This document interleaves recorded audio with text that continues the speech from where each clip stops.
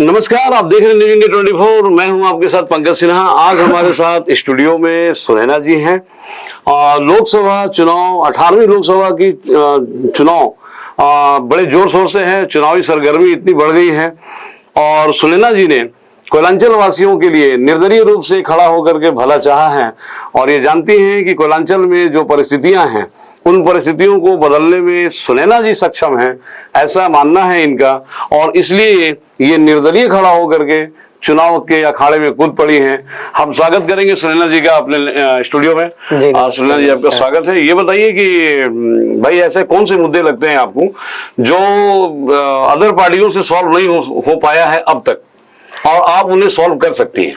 देखिए, जहाँ तक कि मैं सबसे पहले तो जितने भी आपके कर्मचारी हो, विरोधी लोग हो और आपके मीडिया प्रभारी जितने 24 न्यूज के, सबको हमारे तरफ से दुआ आशीर्वाद।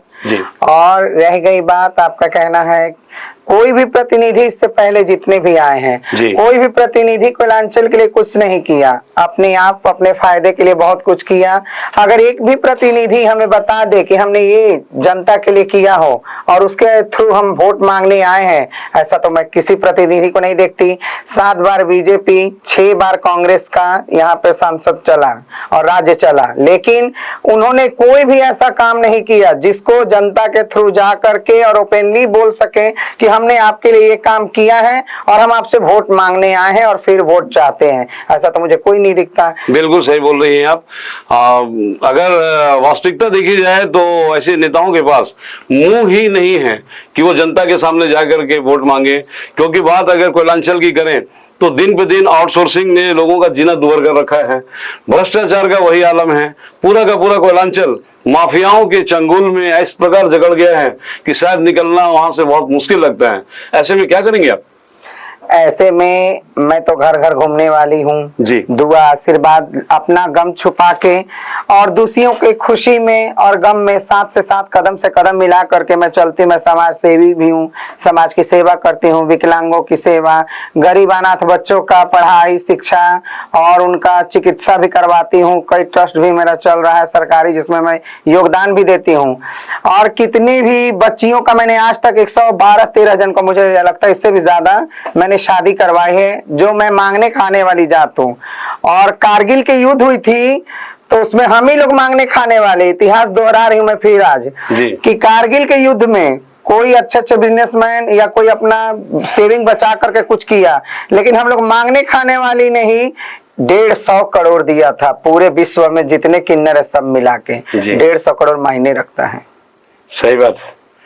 आज समाज में यदि पुरुष जाति या स्त्री जाति समाज को नहीं सुधारती है तो किन्नर समाज को सामने आना पड़ेगा समाज में बदलाव लाने के लिए। और ये अगर किन्नर जाति हमेशा उपेक्षा की शिकार रही है, लोग इसे अच्छे नजरिए से नहीं देखते हैं, तो कहीं ना कहीं अगर ये जीत जाती है तो उनके लिए एक बहुत बड़ी चुनौती होगी। और बहुत सी किन्नर तो जीत करके लोकसभा में पहुंची भी है। और मैं समझता हूं कि अच्छा, ये एक बात और बताइए कि क्या बदलाव ला सकती हैं आप, जिस प्रकार से माहौल आप कोयलांचल का देख रही हैं? मुझे बदलाव लाने की और बोलने की जरूरत नहीं है। मैं कथनी में विश्वास नहीं करती, करनी में विश्वास रखती हूँ। जैसे और भी नेता आते हैं, चाहे और भी कोई प्रतिनिधि है, वादे करते हैं हम आपके लिए ये करेंगे वो करेंगे वगैरह वगैरह, लेकिन हमारा सोच और हमारी आंतरिक दृष्टि ये कहती है कि मैं तो रोज घूमती ही हूँ, मुझे पता ही है लोग पानी के लिए ग्रसित हैं, सड़क दुर्घटना ऐसा आए दिन आप देख रहे हो कि होते रहती है। फिर यहाँ पे अच्छा चिकित्सा नहीं है। रोजी रोटी के लिए शिक्षित बच्चे अगर किसी तरह शिक्षा भी प्राप्त कर लेते हैं, मिडिल क्लास के बच्चे हों या हाई सोसाइटी के हों, तो उन्हें जॉब अच्छा नहीं मिलती। तो आखिर यहाँ 40% उर्वरक निकलता है खनिज के मामले में। पूरे भारत में 40% यहाँ से निकलता है कोयलांचल से। तो मैं कोयलांचल की जनता से एक अपील करूंगी आपके चैनल के माध्यम से कि जब 40% उर्वरक देता है हमारा, आयरन देता है हमारा थर्मल 50 बोकारो के अंदर, और कोयला के विभाग में हमारा 40% है, तो फिर डायमंड सिटी है ये, फिर ये ब्लैक डायमंड में शिक्षा जैसा अभाव क्यों? अभी कितना नेता आए, अभिनेता है दुनिया करके गए, लेकिन आज भी 2 वक्त की रोटी के लिए कंपाउंड बिल्डिंग सिटी सेंटर के पास आप जाके देखिए, रात में 2 रोटी के पाने के लिए घंटों कतार में लोग लगे रहते हैं। तो जिस दुर्भाग्य है ये हमारा कोयलांचल का कि जिस जगह पे और राज्यों को हमारे प्रोडक्ट से, हमारे कोयले से इतना फायदा है कि बिजली, अनुसंधान, फैक्ट्री वगैरह बहुत चला रहे हैं, फिर हमारा धनबाद कोयलांचल इतना पिछड़ापन क्यों जी रहा है? लोग अपना अपना पॉकेट गर्म कर रहे हैं और पब्लिक बिल्कुल समझ चुकी है। आप बीजेपी के हो तो मोदी को दिखा करके वोट मांग रहे हैं, आप कांग्रेस को हो तो राहुल गांधी के सिद्धांतों को लेकर के आ रहे हैं, इंदिरा फैमिली को लेके आ रहे हैं, लेकिन आप जनता के लिए क्या किए हैं वो दिखा करके आप वोट क्यों नहीं मांगते हैं? हमारा प्रश्न यही है। सही बात है, जनता के लिए क्या किए हैं, जनता के लिए अगर आपने कोई भले की काम की हो तो बिल्कुल ही आपका हक बनता है वोट मांगने का। सुनैना जी, एक बात और है कि जैसे मान लीजिए कि भाई ये चुनावी जो इनका एजेंडा है, मैनिफेस्टो जिसको बोलते हैं, हाँ। तो मैनिफेस्टो में मतलब ये कांग्रेस भी दावा कर रही है कि प्रत्येक व्यक्ति को 1-1 लाख रुपया मतलब युवा को देंगे, महिलाओं को देंगे।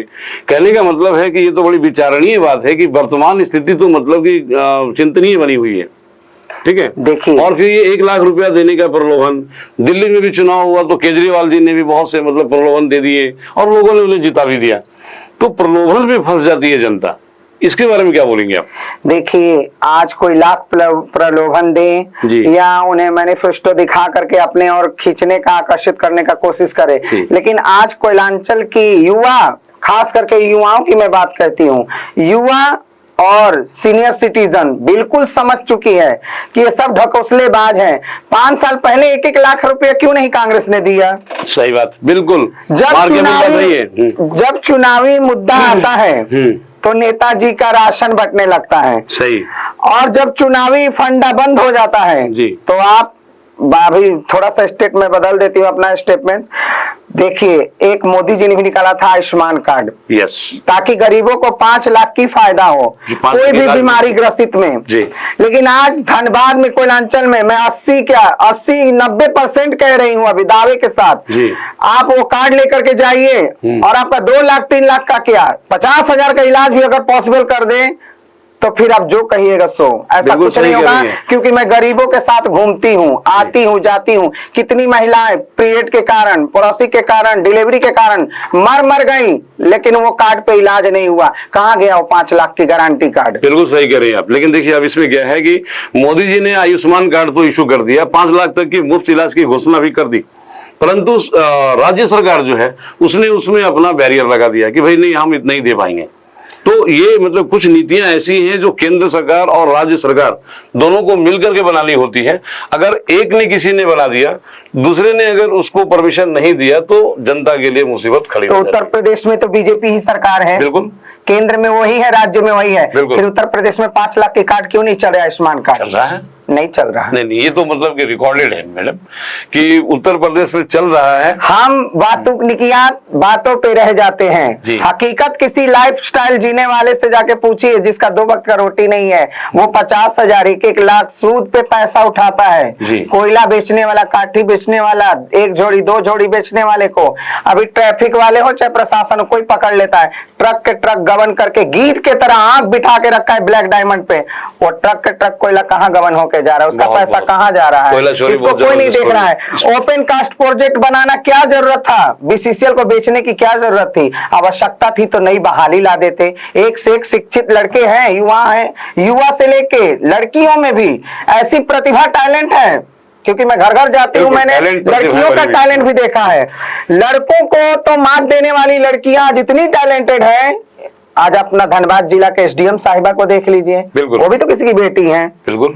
तो फिर यहाँ की युवतियों को और युवाओं को यहाँ क्यों प्रावधान नहीं है, क्यों रोजगार नहीं है, क्यों वो पढ़ लिख के भी प्राइवेट जॉब के लिए तरस रहे हैं? बिल्कुल सही बात है। इस मामले में मैं ये आपसे पूछना चाहूंगा कि भाई मान लीजिए कि आपने भी तो अपना कुछ चुनावी मैनिफेस्टो तैयार किया होगा। मैंने मैनिफेस्टो कुछ नहीं तैयार किया, मेरी जबान मैनिफेस्टो है और मेरी मैनिफेस्टो यही है, मैं कथनी में विश्वास नहीं करती, करने में विश्वास करती हूँ। तो ऐसा क्या करेंगे आप?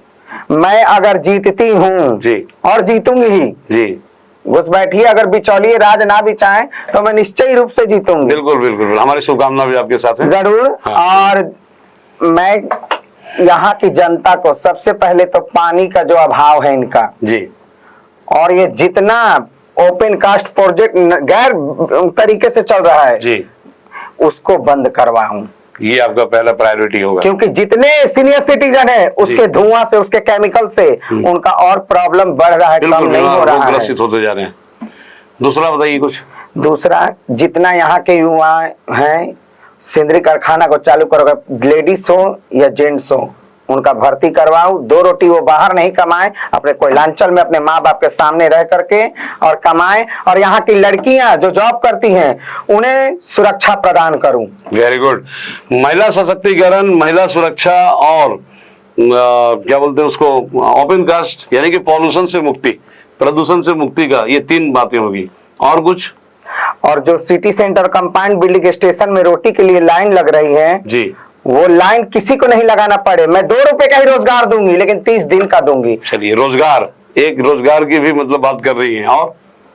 और यहाँ अच्छा चिकित्सालय नहीं है, अगर चिकित्सालय है भी सरकारी तो अवेलेबल नहीं, गरीब जाइए अभी पीएमसीएच में ही चले जाइए आप, कोई मशीन खराब है तो आपका पोस्टमार्टम नहीं हो सकता, तो आपका ईसीजी नहीं हो सकता, ये मशीन गड़बड़ है बाहर से करा के, तो जब बाहर हम कराएंगे तो फिर वो सरकारी हॉस्पिटल का मतलब क्या रहेगा। और आपने एक सवाल किया था केजरीवाल जी पे, मैं कहती हूँ इंडिया गठबंधन की जो सरकार है वहां एनडीए की, तो वहां केजरीवाल आज प्राइवेट स्कूल झूठा हो गया सरकारी स्कूल के सामने। उन्होंने जो वादे किए उसे निभाया।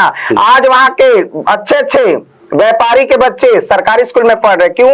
वहां प्राइवेट से ज्यादा सरकारी में आपका वहां अच्छी शिक्षा है, कंप्यूटर क्लास है और भी बाहरी तकनीकों को। वहां के टीचरों को 1 साल के लिए अपने सरकारी फंड से मुख्यमंत्री केजरीवाल ने विदेश पढ़ाई करने के लिए भेजा कि तुम लोग सुधार किया, तुम लोग में जंग लग गया है, तो जंग को हटवाया और आज ऐसा है केजरीवाल का शहर जाके देखिए। चलिए, बहुत अच्छी बात है, आपने केजरीवाल के कार्यशैली का महिमा मंडन किया है।